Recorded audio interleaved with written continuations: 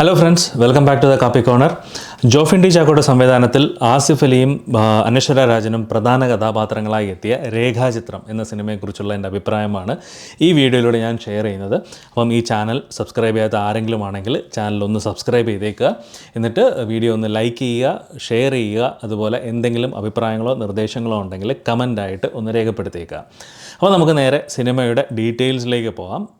ഈ സിനിമയെക്കുറിച്ച് ഡീറ്റെയിൽഡായിട്ട് ഒരു കാര്യവും നമുക്ക് പറയാൻ കഴിയില്ല. കാരണം പറഞ്ഞു കഴിഞ്ഞാൽ എന്തും സ്പോയിലറായി പോകുമോ എന്നൊരു ഫീലിംഗ് നമുക്കുണ്ടാവും. പ്രത്യേകിച്ചും ഇതിൻ്റെ കഥ ഒരു കാരണവശാലും പറയാൻ കഴിയില്ല. അതുപോലെ ചില ആൾക്കാരുടെ പെർഫോമൻസസ് എനിക്ക് വളരെ ഇഷ്ടപ്പെട്ട ചില പെർഫോമൻസസുകളുണ്ട്. പക്ഷേ അതൊന്നും എനിക്ക് പറയാൻ കഴിയില്ല. കാരണം പറഞ്ഞു കഴിഞ്ഞാൽ എന്തായാലും അത് സ്പോയിലറാവും. നിങ്ങൾ കാണുമ്പോഴത്തേക്ക് നിങ്ങൾക്ക് അതിലൊരു ഇൻട്രസ്റ്റ് നിങ്ങൾക്ക് ചിലപ്പോൾ പോയേക്കാം, അല്ലെങ്കിൽ നിങ്ങളൊരു എക്സ്പെക്റ്റേഷൻ ഉണ്ടായേക്കാം.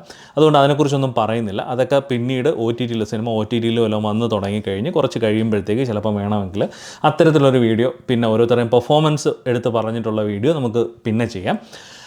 ഇതിൽ പ്രധാനമായിട്ടും പറയേണ്ടത് 3 കാര്യങ്ങളാണ്. ഫസ്റ്റ്, ഇതിൻ്റെ ഡയറക്ഷൻ, സ്ക്രിപ്റ്റ് ആൻഡ് ഡയറക്ഷൻ. ഇത് ജോഫിൻ ടി ചാക്കോയും രാമു സുനിലും അതുപോലെ ജോൺ മന്ത്രിക്കൽ, ഇവർ 3 പേരും ചേർന്നിട്ടാണ് ഇതിൻ്റെ സ്ക്രിപ്റ്റ് എഴുതിയിരിക്കുന്നത്. ഇതൊരു ഓൾട്ടർനേറ്റ് ഹിസ്റ്ററി ജോണറിൽ വരുന്ന ഒരു സിനിമയാണ്. ഓൾട്ടർനേറ്റ് ഹിസ്റ്ററി ക്രൈം ഡ്രാമ എന്ന് വേണമെങ്കിൽ പറയാം. ഇത് ഒരു ക്രൈം ത്രില്ലർ എന്ന് പറയാൻ കഴിയില്ല. ഇതൊരു ക്രൈം ഡ്രാമയാണ്, ഒരു ഇൻവെസ്റ്റിഗേറ്റീവ് ഡ്രാമ എന്ന രീതിയിൽ പോകുന്ന ഒരു ഫിലിമാണ്. ഇതിലെ സംഭവം എന്ന് പറയുന്നത് പക്ക ഒരു വർക്ക് ഓഫ് ഫിക്ഷൻ തന്നെയാണ്. അതായത് ഒരു സാങ്കല്പികമായിട്ട് സംഭവിച്ച ഒരു കാര്യമാണ് ഈ ഫിലിമിൽ കാണിക്കുന്നത്. പക്ഷേ നമ്മൾ കണ്ടുകൊണ്ടിരിക്കുമ്പോൾ നമുക്കത് ഫീൽ ചെയ്യും, ഓക്കെ ഇത് റിയലായിട്ട് നടന്ന സംഭവമാണോ എന്ന് ഫീൽ ചെയ്യുന്ന രീതിയിൽ ഒരുപാട് കാര്യങ്ങൾ ഈ ഫിലിമിൽ കാണിക്കുന്നുണ്ട്. അപ്പോൾ നമുക്ക് തന്നെ എൻഡ് ചെയ്യുമ്പോൾ നമുക്ക് ഫീൽ ചെയ്യും, ഓക്കെ ഇത് റിയലായിട്ട് നടന്ന സംഭവമാണോ എന്നൊരു തോന്നൽ നമ്മുടെ ഉള്ളിലുണ്ടാക്കുന്നുണ്ട്. ആ ഒരു കാര്യത്തിൽ ഈ സംവിധായകൻ 100% വിജയിച്ചിട്ടുണ്ടെന്ന് എടുത്തു പറയാം. ഇദ്ദേഹത്തിൻ്റെ 2ാമത്തെ സിനിമയാണ്. ഇതിന് മുന്നേ ദ പ്രീസ്റ്റാണ് അദ്ദേഹം സംവിധാനം ചെയ്തത്. എനിക്കൊന്ന് പ്രീസ്റ്റിന് മുന്നേ തന്നെ അദ്ദേഹത്തിൻ്റെ മനസ്സിലുണ്ടായിരുന്ന ഒരു കഥയാണ് ഈ ഒരു രേഖാചിത്രം എന്ന് പറയുന്ന സിനിമയുടെ കഥ. പക്ഷേ ഒരുപാട് നമുക്ക് ഫിലിം കാണുമ്പോൾ തന്നെ അറിയാം, ഇവർ പ്രൊമോഷൻ വീഡിയോസിലെല്ലാം പറഞ്ഞിരുന്നു, ഇത് ഒരുപാട് പേരുടെ പെർമിഷനും കാര്യങ്ങളും ഇല്ലാതെ ഈ ഒരു ഫിലിം ചെയ്യാൻ കഴിയില്ല. അതുപോലെ മമ്മൂക്കയുടെ പെർമിഷൻ ഇല്ലാതെ ഒരു കാരണവശാലും ഈ ഒരു ഫിലിം ഒരു സ്റ്റേജ് പോലും മുന്നോട്ട് പോകില്ല എന്നൊരു കാര്യം ഇവർ മുന്നേ പറഞ്ഞിരുന്നു. അത് അക്ഷരം പ്രതി കറക്റ്റാണ്. ഫിലിം കാണുമ്പോൾ തന്നെ നമുക്കത് മനസ്സിലാവും എന്തുകൊണ്ടാണ് ആ ഒരു പെർമിഷനും കാര്യങ്ങളും വേണം എന്നുള്ളത് നമുക്ക് ആ ഒരു ഫിലിം കാണുമ്പോൾ തന്നെ മനസ്സിലാവും. പ്രത്യേകിച്ചും ഓൾട്ടർനേറ്റ് ഹിസ്റ്ററി എന്നൊരു ജോണറിൽ വരുമ്പോൾ. ഒരു ത്രില്ലർ എന്ന് പറയുന്നതിന് ഞാൻ ക്രൈം ത്രില്ലർ എന്ന് പറയുന്ന പല വിഭാഗത്തിൽ നമ്മൾ കണ്ടിട്ടുണ്ട്. കൂടുതലും നമ്മൾ ക്രൈം ത്രില്ലേഴ്സ് കണ്ടിട്ടുള്ളത് ഒരു ഇൻവെസ്റ്റിഗേഷൻ നടക്കുന്നു, അവസാനം നമ്മൾ ആരും പ്രതീക്ഷിക്കാത്ത ഒരു ആളെ കൊലപാതകയായിട്ട് നമ്മൾ കണ്ടുപിടിക്കുന്നു. അതാണ് ഒരു നോർമൽ പാറ്റേൺ ഫോളോ ചെയ്യുന്നത്. പക്ഷേ ഇത് നേരെ തിരിച്ചിട്ടാണ്.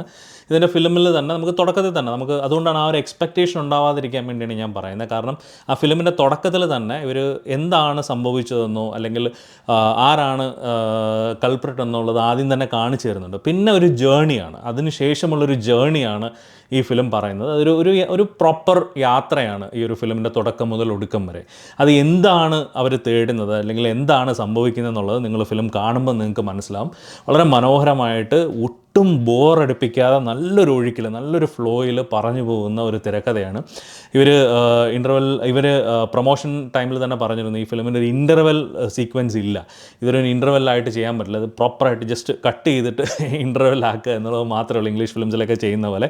അത് തന്നെയാണ് അവർ ഇതിലും ചെയ്തിരിക്കുന്നത്. കാരണം ഈ ഒരു ഫിലിമിന് ഒരു ഇൻ്റർവെൽ പഞ്ച് കൊടുക്കാനോ ഒന്നും പറ്റത്തില്ല. വളരെ മനോഹരമായിട്ട് ഒറ്റ ഒഴുക്കിൽ പോകുന്ന രീതിയിലുള്ളൊരു കഥയാണ് ഈ ഒരു ഫിലിമിനുള്ളത്. അത് പ്രോപ്പറായിട്ട് തന്നെ അവർ ചെയ്തിട്ടുണ്ട്.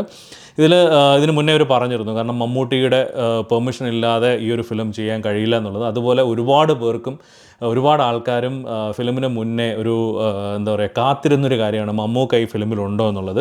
നിങ്ങൾ ഫിലിം കണ്ടു കഴിഞ്ഞാൽ നിങ്ങൾക്ക് മനസ്സിലാവും. അദ്ദേഹത്തിൻ്റെ പെർമിഷനോ അദ്ദേഹത്തിൻ്റെ അനുവാദവും ഇല്ലാതെ ഈ ഒരു ഫിലിം സംഭവിക്കില്ല. അത്ര മനോഹരമായിട്ട് ഈ ഫിലിമിൻ്റെ ഓവറോൾ ജേർണിയിൽ ഒരു അൺനോൺ പ്രസൻസ് ആയിട്ട് മമ്മൂക്ക ഉണ്ട്. അപ്പോൾ അത് നിങ്ങൾക്ക് ഫിലിം കാണുമ്പോൾ എന്താണ് അതിനകത്ത് അവർ ഉദ്ദേശിക്കുന്നത്, എങ്ങനെയാണ് അവർ കഥ പറഞ്ഞിരിക്കുന്നത് എന്നുള്ളത് നിങ്ങൾക്ക് ഫിലിം കാണുമ്പോൾ മനസ്സിലാവും. രണ്ടാമത് എടുത്തു പറയേണ്ടത് ഇതിലെ പെർഫോമൻസസ് ആണ്. ഇതിലെ ആക്ടേഴ്സിൻ്റെ പെർഫോമൻസസ് ആണ്. ആസിഫ് അലി എന്ന് പറയുന്നത് 2024 ഏറ്റവും മികച്ച നടൻ എന്ന് എനിക്ക് പേഴ്സണലി ഫീൽ ചെയ്തൊരു നടനാണ് ആസിഫ് അലി. തലവനായാലും അഡിയോസ് അമീഗോ ആയാലും ലെവൽ ക്രോസ് ആയാലും കിഷ്കിന്ദ കാണ്ഡമായാലും ഈ 4ലും വളരെ വ്യത്യസ്തമായ 4 ഡിഫറെൻറ്റ് ക്യാരക്ടേഴ്സാണ് അദ്ദേഹം പെർഫോം ചെയ്തിരിക്കുന്നത്. വളരെ മനോഹരമായിട്ട് അദ്ദേഹം പെർഫോം ചെയ്തിട്ടുണ്ട്. ഏറ്റവും മികച്ച നടൻ 2024 ഏറ്റവും മികച്ച നടൻ എന്ന് ആരെങ്കിലും എൻ്റെ അടുത്ത് ചോദിച്ചു കഴിഞ്ഞാൽ ഞാൻ പറയുന്നത് ആസിഫ് അലി എന്ന് പറഞ്ഞ നടനാണ്. അത്ര മെച്യൂരിറ്റിയും അത്ര കിടിലവുമായിട്ടാണ് അദ്ദേഹം പെർഫോം ചെയ്തത്. അതിൻ്റെ ഒരു ഒഴുക്ക് തന്നെയാണ് ഈ ഒരു 2025 അദ്ദേഹത്തിൻ്റെ ആദ്യ റിലീസായ രേഖാചിത്രത്തിൽ നമുക്ക് കാണാൻ കഴിയുന്നത്. വളരെ നാച്ചുറലായ ഒരു നോർമൽ പോലീസുകാരൻ എങ്ങനെ പെർഫോം ചെയ്യുമോ അല്ലെങ്കിൽ എങ്ങനെയൊക്കെ റിയാക്ട് ചെയ്യുമോ അതെല്ലാം പ്രോപ്പറായിട്ട് കറക്റ്റായിട്ട് അദ്ദേഹം പെർഫോം ചെയ്തിട്ടുണ്ട്. He is one of the best in the industry right now. ഒരുപാട് കിടിലൻ ക്യാരക്ടേഴ്സ്, ഇതുപോലുള്ള ഒരുപാട് കിടിലൻ ക്യാരക്ടേഴ്സ് അദ്ദേഹത്തിന്, ഡിഫറെൻ്റ് ആയിട്ടുള്ള ക്യാരക്ടേഴ്സിന് അദ്ദേഹത്തിന് കിട്ടും എന്ന് എനിക്ക് ഉറപ്പുണ്ട്. May be 2025 will also be his year എന്ന് നമുക്ക് പറയാൻ കഴിയും. കാരണം 2024 അദ്ദേഹത്തിൻ്റെ കിഷ്കിന്ദ കാണ്ഡമാണ് ഏറ്റവും വലിയ ഹിറ്റായത്. അല്ലാതെ വന്ന ഫിലിംസ് തലവനും അത്യാവശ്യം ഹിറ്റായിരുന്നു. ബാക്കി 2 ഫിലിംസും അത്യാവശ്യം തിയേറ്ററിൽ ഓടിയില്ല, പക്ഷേ വളരെ മികച്ച സിനിമകളായിരുന്നു ബാക്കി 2ഉം. പക്ഷേ 25 തുടക്കം നല്ലതാണ്. ഇനിയും അതുപോലെ അദ്ദേഹത്തിൻ്റെ ടിക്കി ടാക്ക, ആഭ്യന്തര കുറ്റവാളി എന്നൊക്കെ പറയുന്ന 2 റിലീസുകൾ ഉടനെ വരുന്നുണ്ട്. എനിക്ക് തോന്നുന്നു അതും അത്യാവശ്യം നല്ല രീതിയിൽ ആൾക്കാർ കയറി തിയേറ്ററിൽ കണ്ട് വിജയിപ്പിക്കുമെന്ന് പ്രതീക്ഷിക്കുന്നു.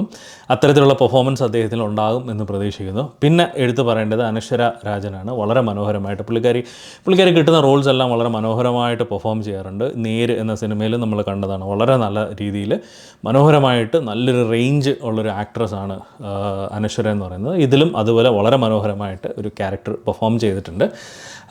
പിന്നെ 1-2 ക്യാരക്ടേഴ്സ് ഉണ്ട്, വേറെ 1-2 ക്യാരക്ടേഴ്സ് ഉണ്ട്. ഇതിൽ അവരുടെ പെർഫോമൻസ് കിടലായിരുന്നു. പക്ഷേ എനിക്കത് അവരുടെ പേരെടുത്ത് പറയാനോ ഒന്നും കഴിയില്ല. കാരണം ഇവരെക്കാളുമൊക്കെ മുകളിൽ പെർഫോം ചെയ്ത 1-2 ആൾക്കാരുണ്ട്. അവരെ പേരെന്തായാലും ഞാൻ പറയുന്നില്ല. കാരണം പേര് പറഞ്ഞാൽ നിങ്ങൾ ഫിലിം കാണുമ്പോഴത്തേക്കും നിങ്ങൾക്ക് ആ ഒരു ഒരു ക്യൂരിയോസിറ്റി ചിലപ്പം നഷ്ടപ്പെട്ടെന്ന് വരാം. അതുകൊണ്ട് അതിനെക്കുറിച്ചൊന്നും ഞാൻ പറയുന്നില്ല. പക്ഷേ കിടിലം പെർഫോമൻസ്, ആൾക്കാരെല്ലാം അടിപൊളി പെർഫോമൻസ് ആയിരുന്നു. ഒരുപാട് ആക്ടേഴ്സ് ഈ ഫിലിമിലുണ്ട്. ഒരുപാട് പേര് അവരുടെ ആക്ടേഴ്സ് തന്നെ അവരുടെ പേരിൽ തന്നെ ഈ സിനിമയിൽ അഭിനയിച്ചിട്ടുണ്ട്. ഒരുപാട് ആൾക്കാർ ഈ ഫിലിമിൽ വന്നിട്ടുണ്ട്. എല്ലാവരും വളരെ മനോഹരമായിട്ട് പെർഫോം ചെയ്തിട്ടുണ്ട്.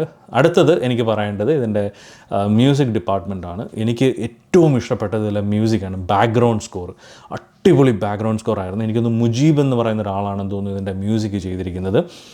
കിടിലം മ്യൂസിക്, എടുത്ത് പറയാതിരിക്കാൻ കഴിയില്ല. അടിപൊളി മ്യൂസിക്.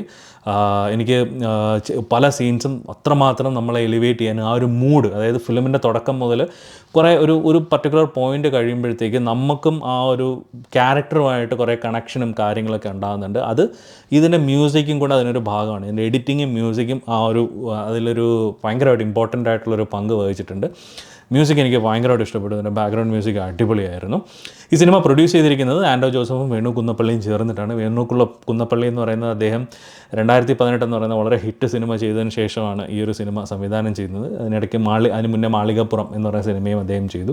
ഇതെല്ലാം അത്യാവശ്യം മിനിമം ഗ്യാരണ്ടി തരുന്നൊരു പ്രൊഡക്ഷൻ ഹൗസായിട്ട് വേണു കുന്നപ്പള്ളിയുടെ പ്രൊഡക്ഷൻ ഹൗസ് മാറുന്നുണ്ട്. അദ്ദേഹം ഇതിലും ഇതുപോലെ ഒരുപാട് നല്ല സിനിമകൾ അദ്ദേഹത്തിൻ്റെ സപ്പോർട്ട് കൂടി ഉണ്ടാവട്ടെ എന്ന് ഞാനും ആഗ്രഹിക്കുന്നു. എന്തായാലും ഓവറോൾ അടിപൊളി പടമാണ്. മമ്മൂക്ക ഇല്ലാതെ ഈ ഒരു ഫിലിം ഉണ്ടാകില്ല എന്ന് പറഞ്ഞത് അക്ഷരം പ്രതി കറക്റ്റാണ്. ഇവർ പറഞ്ഞിട്ടുള്ള ഈ പ്രൊമോഷൻ വീഡിയോസിൽ ഒരു ക്ലിയറായിട്ട് പറഞ്ഞിട്ടുള്ള എല്ലാ കാര്യങ്ങളും അക്ഷരം പ്രതി കറക്റ്റാണ് എന്ന് ഈ ഒരു ഫിലിം കണ്ടപ്പോൾ എനിക്ക് മനസ്സിലായി. നിങ്ങൾ തിയേറ്ററിൽ തന്നെ കാണേണ്ട ഒരു ഫിലിമാണ്. ഒരു കാരണവശാലും OTT വേണ്ടി വെയിറ്റ് ചെയ്യാതെ തിയേറ്ററിൽ തന്നെ ഫിലിം കാണുക. ആ ഒരു എഫക്റ്റ്, ആ ഒരു ഫീലിംഗ്, ആ ഒരു ഫിലിമിൻ്റെ ഒരു ഓവറോൾ ഫ്ലോ നിങ്ങൾക്ക് കംപ്ലീറ്റ് ആയിട്ട് കിട്ടണമെങ്കിൽ നിങ്ങൾ തിയേറ്ററിൽ തന്നെ ഫിലിം കാണണം. അപ്പം സിനിമ കണ്ടിട്ട് നിങ്ങളുടെ അഭിപ്രായം നിങ്ങൾ ഈ വീഡിയോയുടെ കമൻറ്റായിട്ടൊന്ന് രേഖപ്പെടുത്തുക. അപ്പം മറ്റൊരു സിനിമയുടെ വിശേഷവുമായിട്ട് നമുക്ക് വീണ്ടും കാണാം. അതുവരേക്കും ബൈ.